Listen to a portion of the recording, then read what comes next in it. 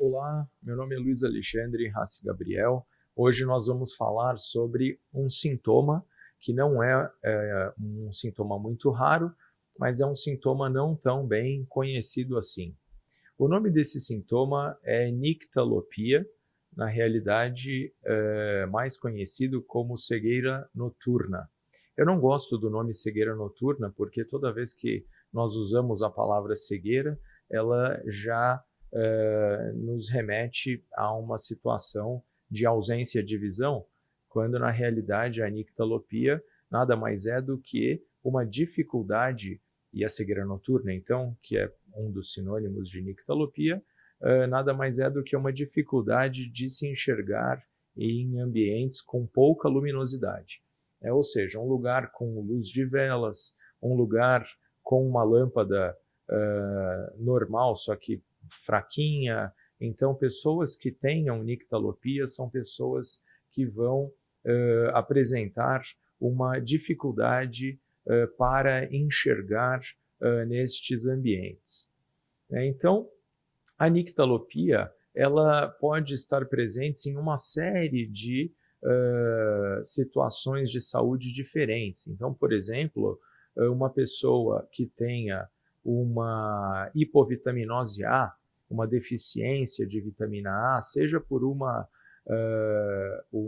carência nutritiva, por não estar se alimentando direito, ou seja porque tem uma doença intestinal, de tal forma que o intestino não absorve vitamina A de forma adequada, ou em situações, por exemplo, pacientes que realizaram cirurgia bariátrica e por esse motivo eliminaram algum pedaço ali do intestino que seria responsável pela absorção da vitamina A e por isso não estão mais absorvendo de maneira adequada, muitas vezes eliminam uma região que absorve gordura e a vitamina A é uma vitamina lipossolúvel, então isso faria com que muitas pessoas que passaram por esse tipo de procedimento não consigam absorver de forma adequada e por isso acabam tendo essa dificuldade de enxergar em ambientes com pouca luminosidade. Uma vez que a vitamina A é importantíssima para a nossa visão noturna, já que ela participa do nosso ciclo da visão, especialmente no que diz respeito aos fotorreceptores de baixa luminosidade, denominados de bastonetes. Bom, outras causas também, e agora entrando na genética ocular, uma causa extremamente comum de nictalopia é a retinose pigmentar, né? Além dela, por exemplo, as distrofias de cones e bastonetes, né, que afetam mais os fotorreceptores centrais da retina, que são os cones, mas secundariamente podem afetar também os bastonetes, e aí estes pacientes também experimentam algum grau de nictalopia. Não tanto uma nictalopia tão intensa quanto a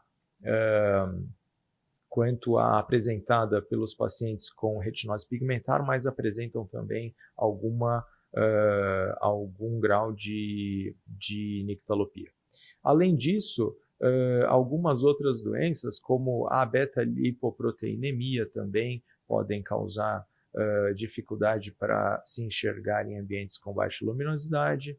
Uma outra alteração genética ocular, denominada coroideremia, é uma outra causa de nictalopia, né? A atrofia girata é uma causa mais rara ainda de nictalopia. Então, existem uma série de situações em que o paciente pode apresentar uma dificuldade para enxergar em ambientes com pouca luminosidade. Então, nós entendemos o que é a nictalopia, nós entendemos algumas causas que podem gerar a nictalopia, e nós precisamos saber também que uma vez que o paciente tenha este sintoma, é importante quantificá-lo. É possível quantificar o quanto uma pessoa tem de nictalopia? Né? Então, se eu tiver, por exemplo, 10 pessoas com nictalopia, uma tem mais, uma outra tem menos, mas como medir isto? Então, é possível através de um exame denominado adaptometria ao escuro. Né? Então, este teste é um teste que vai nos possibilitar essa quantificação, né? Antes de eu explicar como é que isso é feito, como é que esse teste funciona, é importante entender que a nossa retina, né, a retina é esse nosso tecido que fica no fundo dos nossos olhos, é um tecido que tem um trabalho dual, né? O que eu quero dizer com isso? É um tecido que trabalha recebendo luz forte ou luz fraca, e também luzes com luminosidade intermediária, né? Toda vez que a retina recebe uma luz forte, eu digo que essa retina está trabalhando numa situação fotópica. Toda vez que essa retina recebe uma luz fraca, eu digo que essa retina está trabalhando em uma situação escotópica. E toda vez que essa retina está numa fase de transição, num local nem tão claro e nem tão escuro, eu digo que ela está numa situação mesópica, certo? Então, a nossa retina ela tem esse shift, né? Essa transição do escuro para o claro e do claro para o escuro, né? Toda vez que nós estamos num local claro, nossa retina está com uma adaptação fotópica, de tal forma que a recepção da luz é feita pelos cones, que são células fotorreceptoras de alta luminosidade, localizadas no centro da nossa retina. E toda vez que nós, então, adentramos em um local mais escuro, com pouca luz, a nossa retina faz esse shift, essa transição da recepção de luz forte para a recepção de luz fraca, né? A semelhança do que uma câmera faria fechando a lente ou abrindo a lente para a entrada para receber mais ou menos luz. Então, a nossa retina entrando num lugar escuro, né, ela abriria a nossa pupila para tentar receber o máximo daquela luz fraquinha que está ali disponível.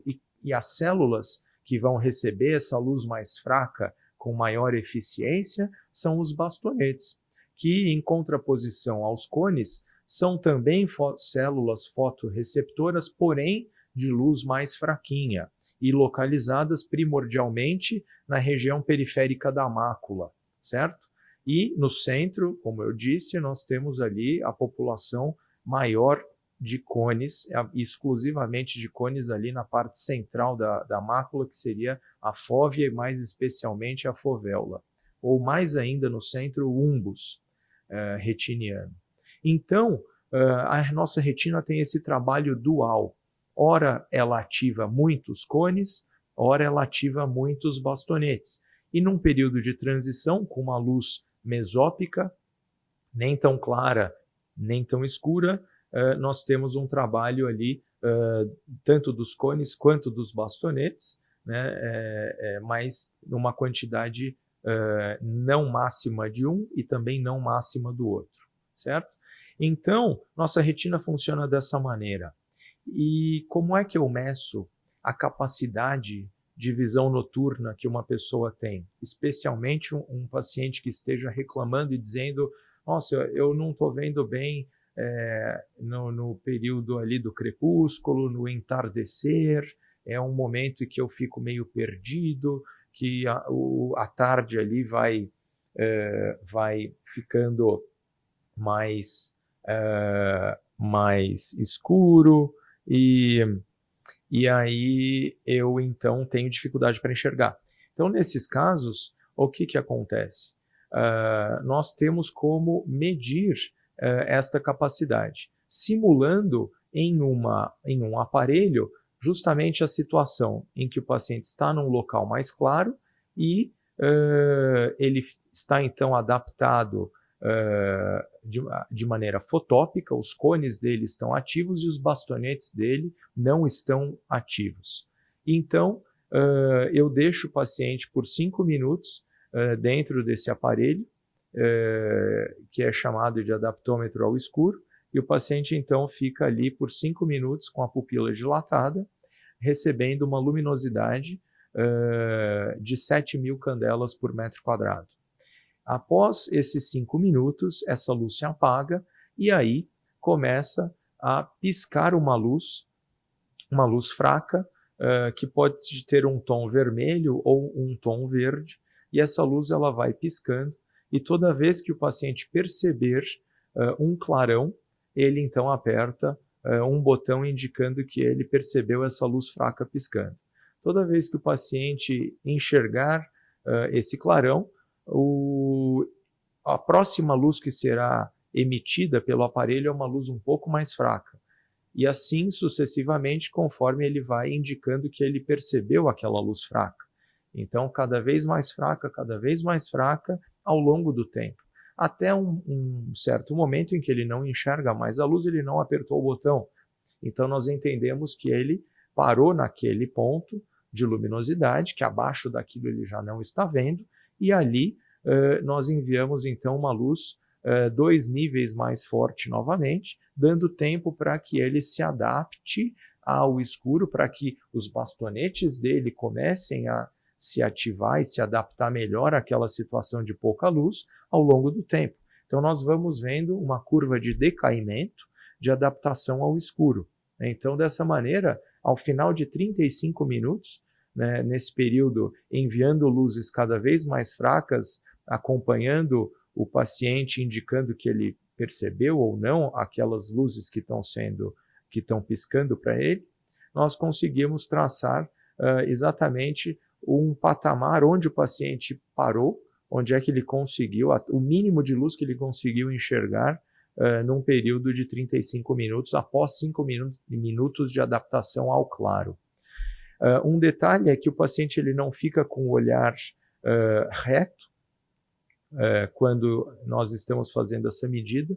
O olho que está sendo testado fica olhando 20 graus temporalmente. Por quê? Porque essa região coloca bem de frente para a luz que pisca a região mais periférica da mácula, que contém a maior densidade populacional de bastonetes, que é justamente a população celular que eu quero testar. Então, com isso, eu tenho uma incidência praticamente perpendicular da luz que pisca em cima da maior densidade populacional de bastonetes, certo? Então, através deste teste, que é feito primeiro em um olho, por convenção, nós sempre realizamos exames primeiro nos olhos direitos e depois nos olhos esquerdos dos pacientes, e é um olho por vez.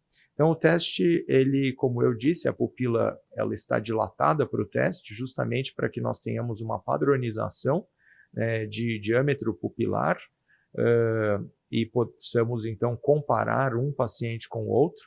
Se eu fizesse o teste com a pupila dinâmica, sem que ela estivesse paralisada, ou às vezes um paciente apresenta uma pupila que tem um diâmetro ali de 4 milímetros, o outro de 5, o outro de 6, e aí a entrada de luz varia. Então eu preciso, para termos de valores de referência, ter as pupilas padronizadamente dilatadas, com diâmetros uniformes, praticamente uniformes, certo? Então, existe uma dilatação que é feita durante 40 minutos, primeiro de um olho só, e esse olho então é testado por mais 40 minutos, como eu falei, 5 minutos no claro, seguidos de 35 minutos de teste escotópico, e depois mais 40 minutos para o olho esquerdo, e depois mais de dilatação, e depois mais 40 minutos de teste. Então é um teste que tem aí aproximadamente 3 horas para a realização. A rigor 160 minutos, mas o trânsito do paciente até ele entender direitinho o teste, sentar à frente do aparelho, ajustar a altura da cadeira, posição de queixo, cabeça, nós temos aí em torno de 3 horas de teste, que é o que se leva para realizarmos então a adaptometria ao escuro. É muito importante nós entendermos então que este teste é um teste que ele é um pouquinho demorado, mas ele é fundamental porque ele mede para nós este sintoma, ou seja, nós não mais apenas qualificamos o sintoma nictalopia, em que o paciente diz tenho nictalopia ou não tenho nictalopia, tenho dificuldade para ver em ambientes com pouca luminosidade ou não tenho dificuldade nenhuma, mas mais do que isso, nós atribuímos então um número a isto, né, quantificando e separando os pacientes com nictalopias mais acentuadas, menos acentuadas. Então, entendemos agora que a nictalopia é uma função precípua principal dos bastonetes, né? Mas não é apenas através dos bastonetes que a visão noturna é percebida. Ela começa ali com uma função do diâmetro pupilar, essa luz chega até a retina, atinge ali os bastonetes, só que depois disso existe todo um trânsito em que essa informação de visão noturna chega até o cérebro, né? E existem então situações pós-retinianas, retro-retinianas, que podem então também causar nictalopias. Ou seja, o que eu quero dizer com isso? Eu posso fazer uma avaliação eletrofisiológica da retina em um exame muito comum chamado de eletroretinografia de campo total. É um exame um tanto quanto difundido e que mede para nós a atividade elétrica dos bastonetes. É muito comum, então, pacientes que tenham nictalopia, que esses pacientes realizem uma eletroretinografia de campo total para avaliação da função elétrica dos bastonetes. E aí a gente espera que o bastonete, então, com uma atividade elétrica mais baixa, ele é que então não está funcionando direito, então é por isso que eu tenho nictalopia. Mas qual não seria a nossa surpresa quando, realizando um teste como esse em um paciente determinado com nictalopia, nós então podemos encontrar um resultado eletroretinográfico de campo total normal, mas o paciente refere nictalopia, né? Então são exames diferentes. Então não basta que nós façamos uma eletroretinografia em um paciente com nictalopia. Primeiro nós devemos confirmar esse sintoma através da adaptometria ao escuro e aí sim partirmos para testes eletroretinográficos, né, que então medem coisas diferentes, certo? Então, esses exames não são sinônimos, eu não posso usar um pelo outro. Um mede o sintoma e o outro vai medir a atividade elétrica. Então, resumindo, eu posso ter uma eletroretinografia de campo total normal e posso ter um paciente com nictalopia mesmo assim. E aí o exame de adaptometria ao escuro vai nos mostrar e confirmar e quantificar a nictalopia, enquanto a eletroretinografia pode vir normal, certo? Então, muito importante nós entendermos esta diferença entre os testes e sabermos quando e como realizá-los da melhor maneira possível, certo? Então, sobre nictalopia é isso por hoje. Tem outras partes dessa aula, então essa é só a parte 1. Depois nós vamos aprender a usar o aparelho passo a passo e vamos falar também de cada causa de nictalopia em separado. Vamos falar de retinose pigmentar, de coroideremia, de atrofia girata, de hipovitaminose A nutricional, de hipovitaminose A por pós-cirúrgica, de abeta-lipoproteinemia e outras doenças um pouco mais raras. Então é isso, muito obrigado e bom dia, boa tarde, boa noite a todos. Tchau, tchau.